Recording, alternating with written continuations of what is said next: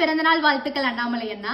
அண்ணாவுடைய செயல்களுக்கு பகவத்கீதையில ஒரு ஸ்லோகம் உதாரணமா சொல்லலாங்க. 2வது அத்தியாயத்துல 47வது ஸ்லோகம், உனக்கு விதிக்கப்பட்ட கடமையை மட்டுமே செய்ய உனக்கு அதிகாரம் உண்டு, ஆனால் செயல்களின் பலன்களில் உனக்கு அதிகாரம் இல்லை. உனது செயல்களின் விளைவுகளுக்கு ஒருபோதும் உன்னையே காரணமாக எண்ணாதே. உன் கடமையை செய்யாமல் இருக்க ஒருபோதும் பற்றுதல் கொள்ளாதே.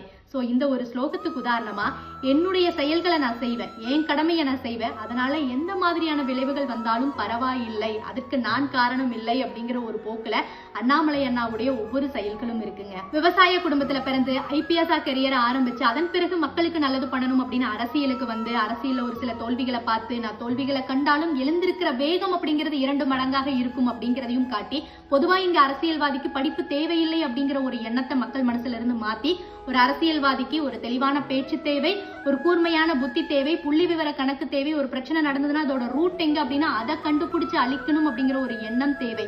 சோ இந்த மாதிரி அரசியலை இப்படியும் பண்ணலாம் அப்படிங்கிற ஒரு எண்ணத்தை யங்ஸ்டர்ஸ் மனசுல வந்து விதைச்சு பொலிட்டிக்கல இளைஞர்கள் வந்து ஒரு கெரியராவே சூஸ் பண்ணலாம் அப்படின்னு முன்னுதாரணமா இருக்கிறவர் அண்ணாமலை அண்ணாங்க. சோ அண்ணாக்கு இன்னைக்கு நம்ம பிறந்தநாள் வாழ்த்துக்கள் சொல்லிடலாம். வரும் காலங்கள் வெற்றி காலங்களாக இருக்கணும் அப்படின்னு நம்ம இறைவனை வேண்டிக்கலாம்.